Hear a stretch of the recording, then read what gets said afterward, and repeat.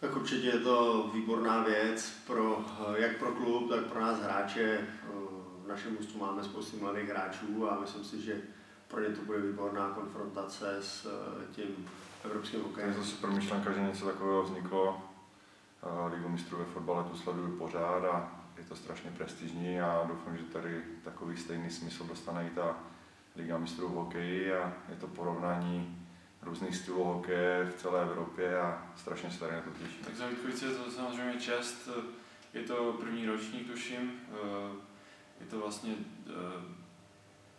hrajou to top týmy v celé Evropě, vlastně, se kterými jsme se normálně nikdy nesetkali, takže určitě je to dobrá věc.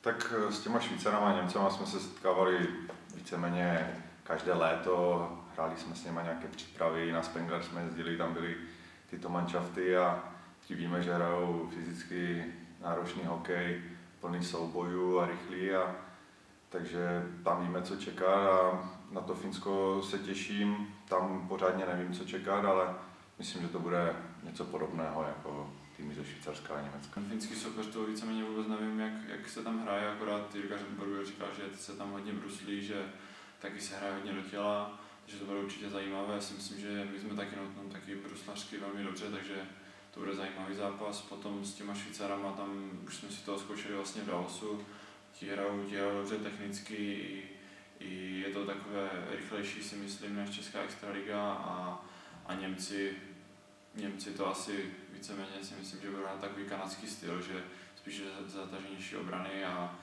že tam třeba bychom mohli si i více zaútočit. Davos, dans la cage, le gardien remplaçant étant Noronen. Les Davosiens qui s'y est engagé vis-à-vis de Rapperswil, eh bien, et ce serait évidemment une bonne chose de pouvoir inviter Ambry. Bale, ça c'est bien vu, là il y a une grosse possibilité pour Vítkovice de marquer, c'est le but. Réussite pour Vítkovice qui trouve enfin le chemin des filets grâce à Sturk.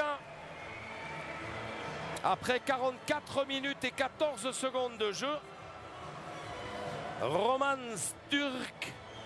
Tak na to Spengler Cupu jsme byli 3 roky po sobě a kdo tam byl, tak ví, že ta tradice tam je obrovská, že prostě ty manšafty tam jezdí, musí být pozvané a kdo tam je, tak si toho velice váží, je to tam na výborné úrovni a doufám, že takové obrátky dostane i ta Liga mistrů a že se bude každým rokem zlepšovat. Это главный фаворит турнира во всех отношениях. И это, кстати, действует в церемонии, но и в качестве вводных данных.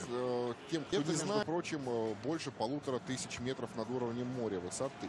То есть самый высокий... Так, пас из-за ворот. И он проходит, и заканчивается все это шайбой в наши ворота, которую забрасывает нападающий Ондржей Роман, нападающий второй пятерки Вítkovice. Почему прошла эта передача, совершенно непонятно.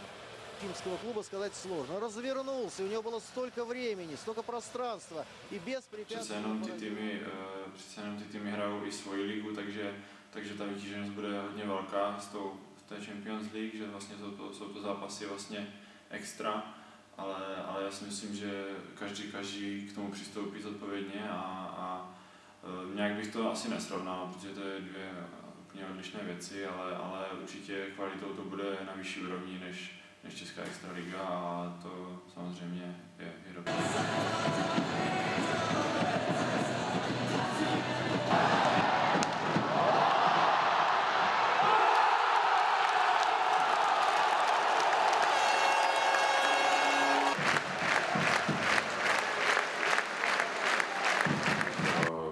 Konfrontace bomba a já myslím, že ti lidi prostě by přijít měli, protože v různých těch manšaftech, jak v Cugu, tak Ingolstadtu nebo Saipa, tak to jsou přední manšafty v těch ligách a můžou tam vidět reprezentanty různých zemí a to prostě tady v extralize neuvidí a ten hokej bude jiný a já myslím, že tu prestiž to určitě má.